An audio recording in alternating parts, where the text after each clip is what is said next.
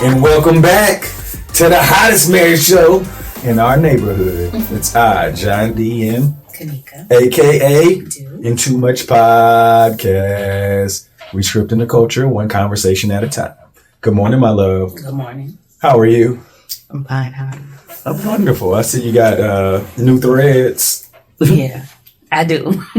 It's warm. Mm-hmm. No doubt. So, what's on your mind today? So I don't know. Sometimes I think about conversations or arguments or fights or whatever we may have, and that junk was not funny in the moment, but it's funny when you look back at it. Do you have any disagreements we have that in the moment it was not funny, but now you look back and you were like, that was crazy? The only one that comes to my mind is when I told you I hit the wall. I've never hit anything where I was so mad. But you didn't see me.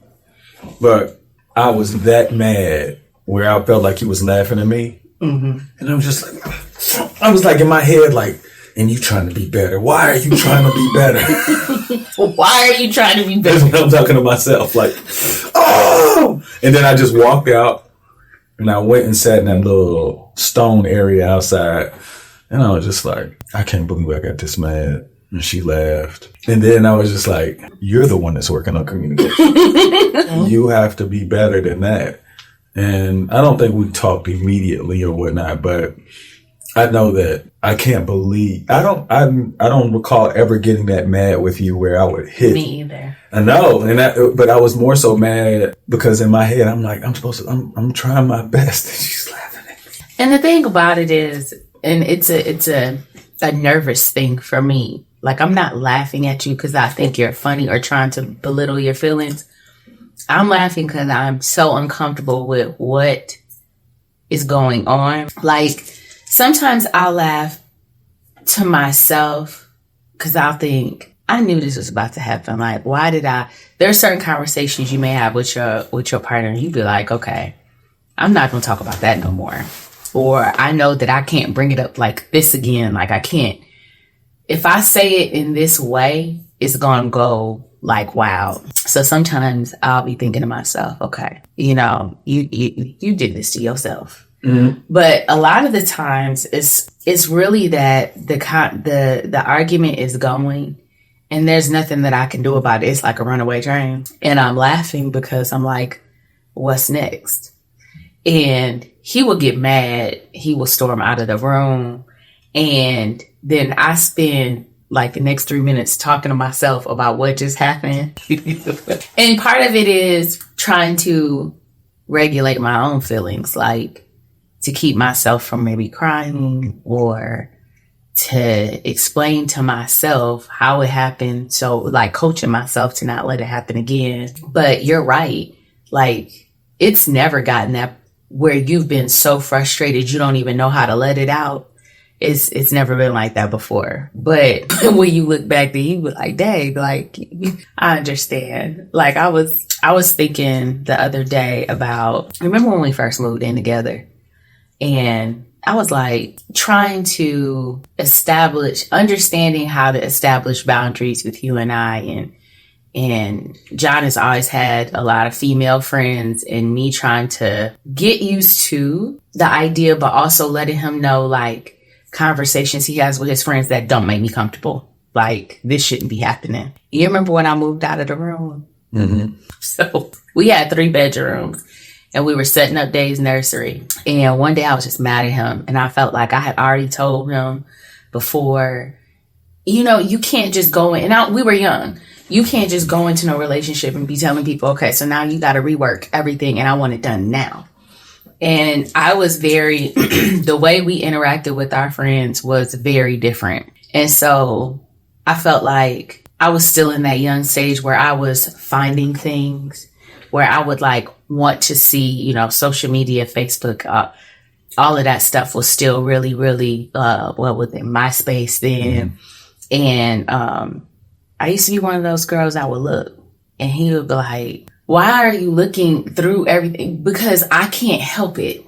I had to do it, and that was a part of my insecurity in the beginning, and really trying to figure out what it meant to be in a relationship with you, because we loved each other, But we had not been in a committed relationship up until that point because we lived so far away. It just wasn't realistic. And coming together, it was like a million things at once. So I got mad and I moved all my stuff out of our closet into the guest room next to Dave's nursery. I mean, every last bit, and I made sure that that closet was clean. And when he came in, I was downstairs and I act like nothing had happened. And he walked in, he's talking to me, and I'm like, oh yeah, And he goes upstairs.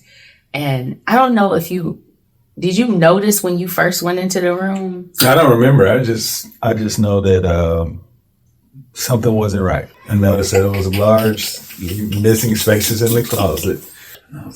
Yeah, that's how he figured out there was a problem. So he comes down, he was like, so what's happening?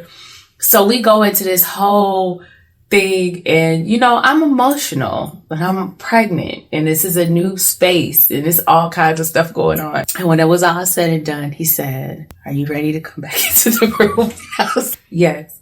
And then I was like, but I need you to move my closet. I just spent all day moving this closet. And he went in and he moved everything from the closet back into our closet. And I laughed at that the other day because I was like, there were so many things. We were so young. This is before marriage. It was before marriage. Like we just hopped right in it because, love ain't enough to just enter into stuff like that. Like there were so many conversations we had not had. There were so many, things that we had not addressed about expectations. And, a lot of stuff was like said. We talked before about John was a very strong personality. And so I would kind of fit in. And so a lot of the stuff that once we had gotten into the house and I felt like, okay, this stuff is just going to change. Because it makes sense. Now we're in the same place. We don't have the same barriers we had before. So now he about to flip the script and he was like, not really. Well, I didn't know what script I was flipping. Yeah. And when we went in there, I mean, this was like in the first couple of weeks. Cause it was like we moved in at the end of November and this was in December. And it just makes me laugh because in that moment, I was dead serious. I'm not coming back in that room. I'm not doing this. I'm not doing that. And then it was like, by the end of the night, he was like, are you ready? And I was like, yes. But it wasn't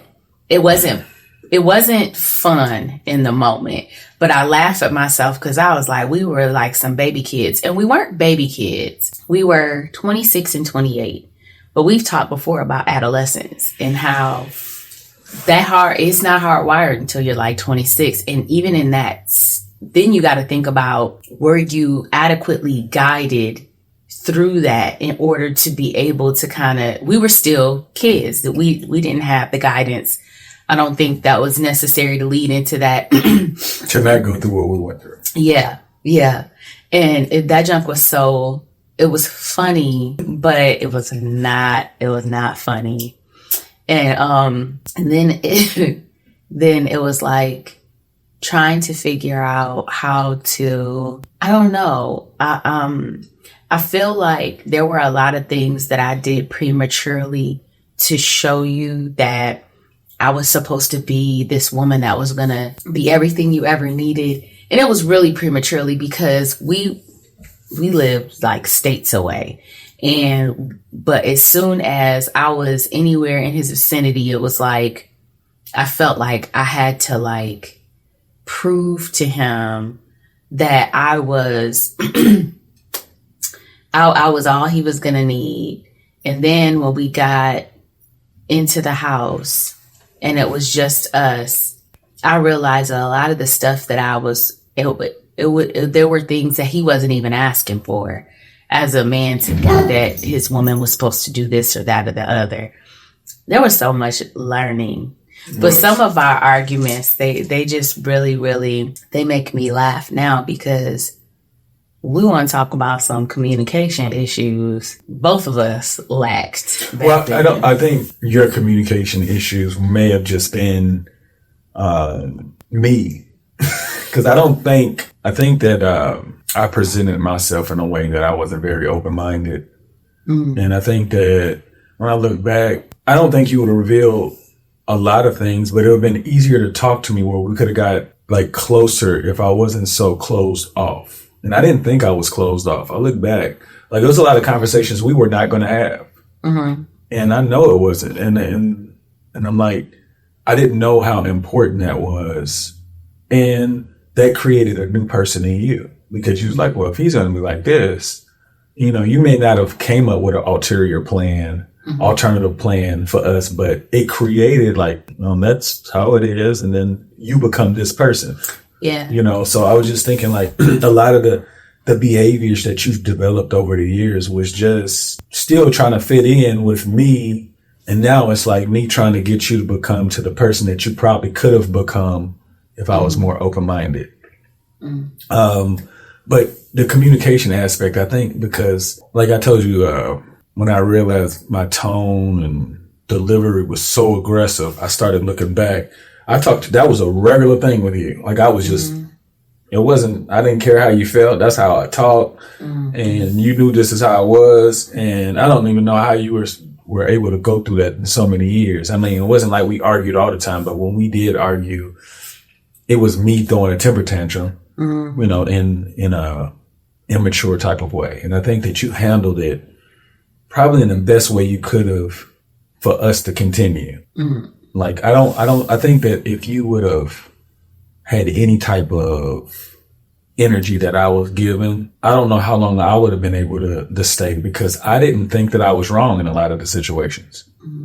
And when I feel like I'm listening to the message and looking back, you nagging, you know, you doing this, I'm doing this, I'm trying to provide and all of this. But I didn't realize how much of the story you don't see in my head because I haven't even revealed it to you. You know, like looking back now, it's like this relationship is here only because of you. So you say bad communication. I think that I was the poor communicator. And he was like, is he going to figure this out? This is the letter A. This is the letter B.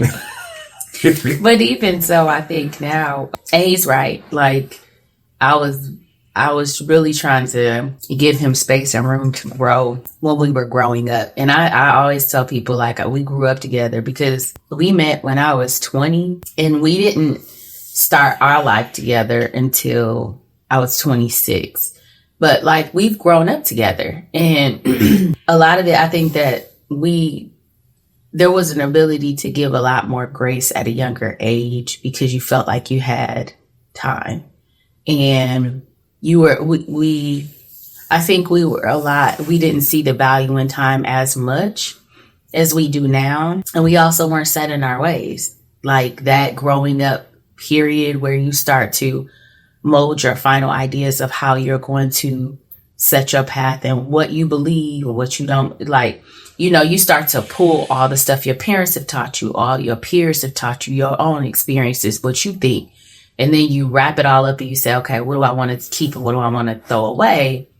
We were doing that kind of at the same time. And it did, it might have interrupted it interrupted who I would have been. I think everybody has interruptions of who they could have been if all lights were green. You know what I'm saying? But I interrupted parts of your life too. And I used to feel bad about that. Like your career path, which is very important to men in those younger years. And you wanted to buy a house and all the other stuff. And then all of a sudden it was like your whole life flipped into a different direction. Yeah. But even then I didn't think you messed up my career path or the house or anything like that. I thought that, I didn't even consider that. Because I thought I could do that anywhere. In my head, I was like, I can go anywhere. I didn't fake to get here. I was really working, and people going to know. As far as the house thing, I'm glad he didn't get it because then we would probably been there. Yeah. You know, and I like it. Yeah. I mean, but yeah, I don't look at the interruption originally was my father's funeral. My father dying was the interruption, and it was the most necessary interruption of our life. You know, because if he doesn't die, I crash out in a different direction, nowhere near you, where you probably sail off into a boring sunset without me.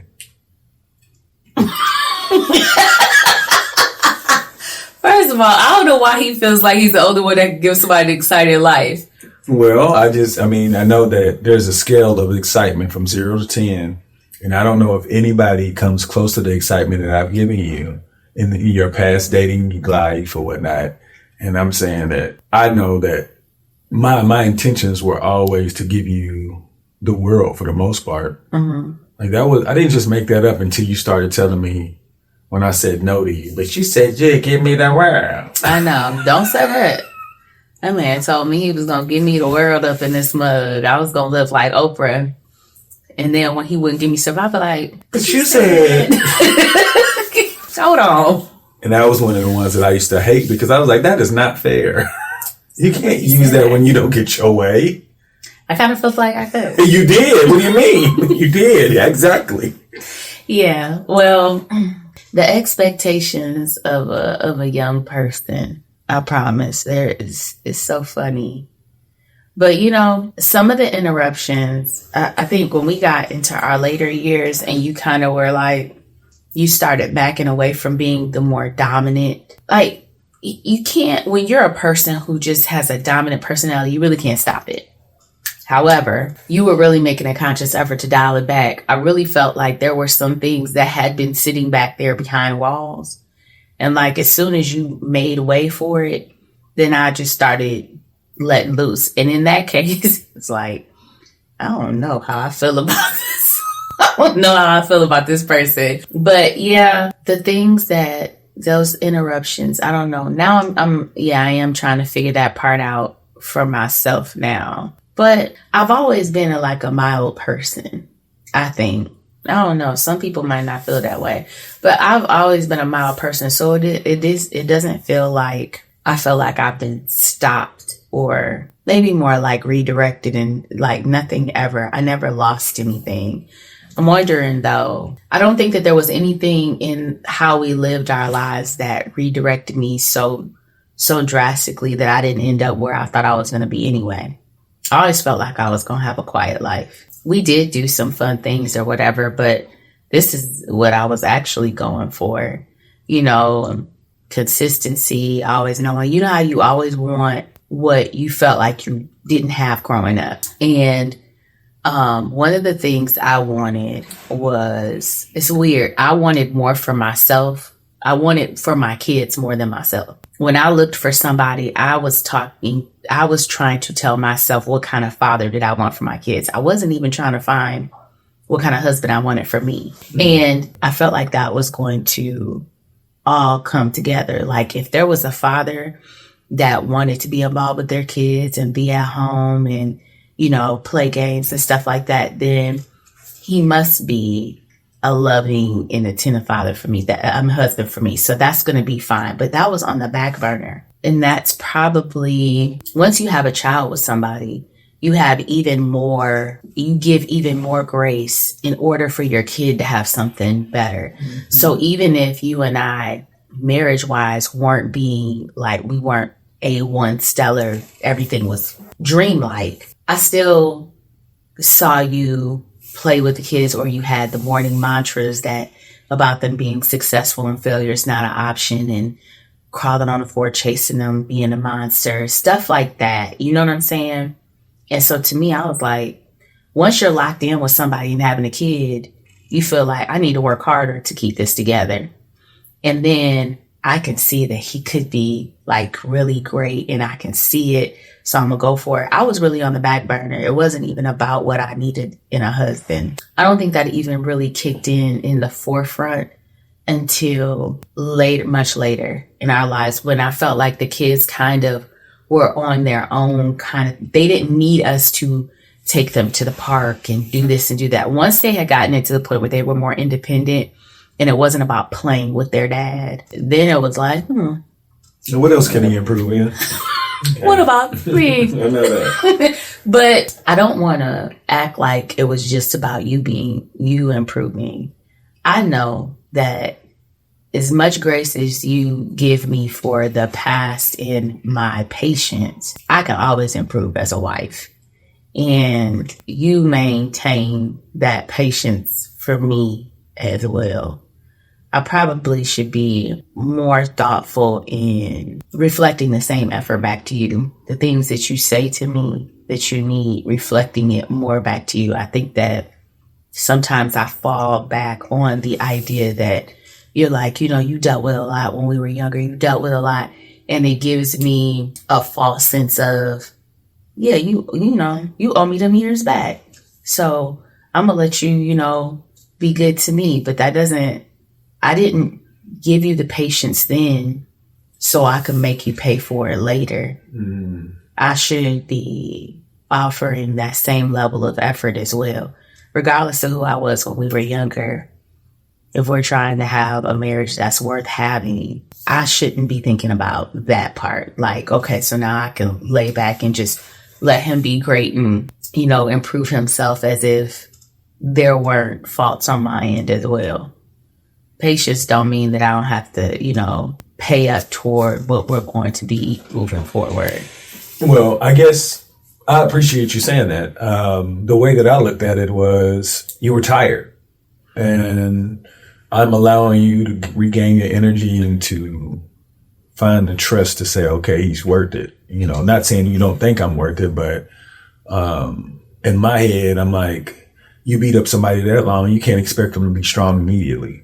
So, I saw somebody talking about that. They said, sometimes when somebody hurts their partner, you can't hurt them and then say, okay, took too long to be like, when you going to be done healing? Yeah, I don't want you to ever feel like that because I'm not doing this.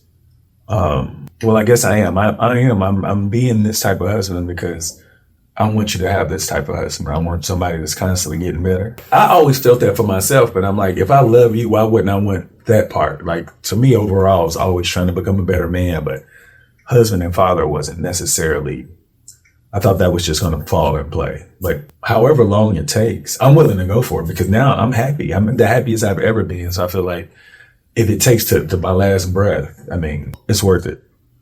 Oh, to the last breath. Mm-hmm. Like, honestly, because you don't treat me in a way where I feel like it's not being reciprocated. I don't look at it that way. I look at it like I'm treating you the way that you deserve. So if I already thought like that before, you would have never gotten to the person where the hardened person because of my behavior, So I guess that was necessary for you to have an understanding of what I come from, I guess, because I think over the years you're gonna see like I always had a good heart. Just knowing how to express it wasn't always the best, But yeah, I'm grateful to just be in this position in your life.